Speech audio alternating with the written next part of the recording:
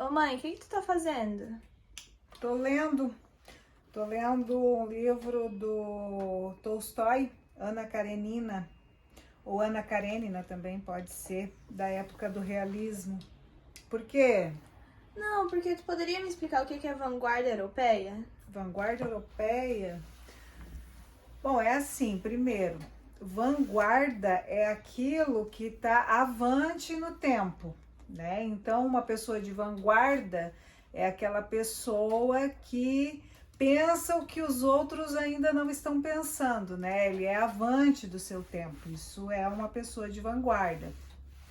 Quanto às vanguardas europeias, então, como o próprio nome diz, elas aconteceram na Europa e vão acontecer ali nos primeiros anos do século XX, mais precisamente até o início ali, quando começou a ebulir, né, a acontecer os ruídos e a Primeira Guerra Mundial, lá em 1914. Então, eram movimentos de literários, culturais no geral, que vieram a partir de alguns acontecimentos. Que acontecimentos eram esses? Lá no início do século, tinham o povo, né, as pessoas estavam com um pensamento muito acelerado e estavam num afã de viver, de sonhar, de fazer festas. É o tempo da Belle Époque, que se chama, né, que a gente é acostumado a ver em filmes e tal, novelas de época.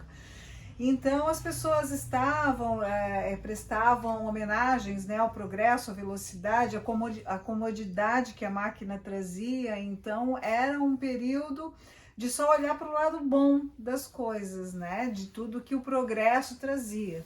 Então, poder viajar, por exemplo, era um grande atrativo, poder sentar num café e conversar sobre a vida era um grande atrativo. As mulheres gostavam da moda, as crianças ganhavam brinquedos, enfim, era um tempo de ebulição. Mas tudo isso veio a ser cortado, né, limitado pelos adventos das guerras, porque nós tivemos duas grandes guerras mundiais lá no século XX, né? E uma delas foi logo no início. Então todo aquele processo trouxe para as pessoas, essas mesmas pessoas que andavam assim tão felizes, né?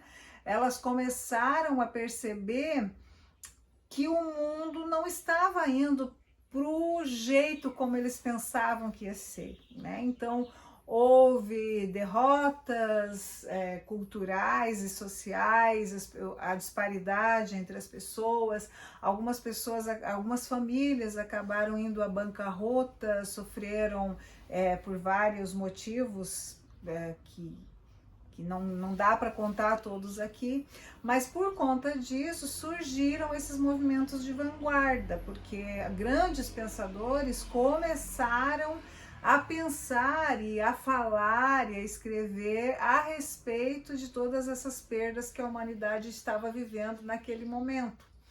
Então, há alguns movimentos de vanguarda, dentre eles há 4 que são mais importantes, que são o futurismo, o cubismo, o dadaísmo e o surrealismo. O que cada um deles fez? O futurismo, ele nasce na Itália e logo no início do século, o seu idealizador é o Filippo Marinetti. Ele escreveu vários manifestos, dentre eles o primeiro mesmo, que é o Manifesto Futurista, e nesses manifestos o que eles preconizam, né, os futuristas? Eles preconizam a higienização do mundo, eles são a favor da guerra, por exemplo. Então eles acham que as grandes guerras higienizariam o mundo de todos os problemas por que eles passavam. Tanto é que ele foi, a partir de 1919, um grande aliado do Mussolini, do fascismo. E nesses manifestos eles pregavam, né, a guerra, a destruição de museus, de igrejas, tudo aquilo que se reportasse à história. Porque como o título diz, né, futurismo, eles olhavam para o futuro, para a velocidade que a máquina proporcionava, um mundo totalmente em movimento. Para eles, então, um museu era algo estagnado, não era bem-vindo. né? E também eles menosprezavam profundamente a mulher. Isso é o futurismo. O cubismo tem como principal representante o Pablo Picasso, que é um pintor, nasceu na França, esse cubismo. E o cubismo, ele tentava retratar a realidade por suas diversas formas. O cubismo, ele declarava a guerra. Então, enquanto o futurismo achava que a guerra higienizaria o mundo, o cubismo tenta retratar os males, as dores e aquilo que é de ruim na guerra. Então, o próprio Pablo Picasso tem uma obra chamada Guernica, que ele retrata, né, os horrores da guerra. Então, por que é cubismo? Porque eles tentam retratar a realidade sob diversos ângulos. Então, se eu pego, por exemplo, esse livro, né, e mostro, e tento pintar ou retratar esse livro, normalmente o que vai aparecer é a capa. O cubismo tenta retratar esse objeto nos seus diversos ângulos, por isso que se chama cubismo. Temos também o dadaísmo, cujo precursor é o Tristan Tzara, nasceu na Suíça. O dadaísmo como é que eu vou dizer? O dadaísmo é o nome Dada, porque se eu olhar o cubismo, vem de cubo, de figuras geométricas. Se eu olhar para o futurismo, vem também do futuro. O surrealismo vem do surreal. E o que significa dadaísmo? Vem de Dada. Mas o que significa Dada? Então, quem estudou, quem fazia parte do dadaísmo, dizia que Dada não significa nada, né? Em algumas línguas significa as primeiras palavras de um bebê. Há uma língua que é a vaca, se chama Dada. Então, não tem exatamente uma tradução que nós possamos dizer.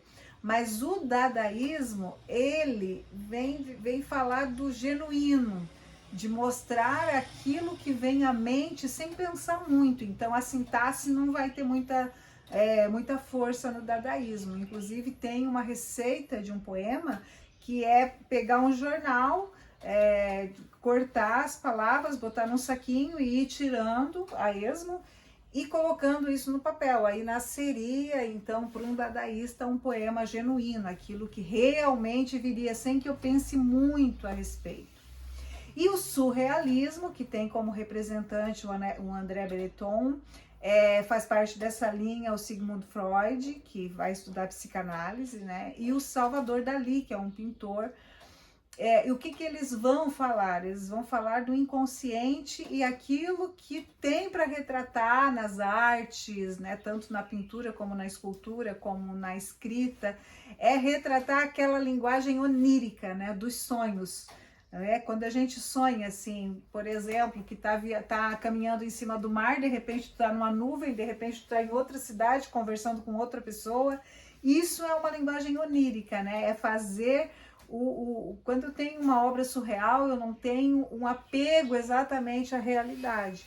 Então essas são as vanguardas europeias. Isso vai influenciar no Brasil? Vai, porque enquanto as vanguardas europeias estão acontecendo na Europa, no Brasil, nós estávamos no pré-modernismo, que não é exatamente uma escola literária, é um período de pensamento, de amadurecimento para o que viria a ser o modernismo.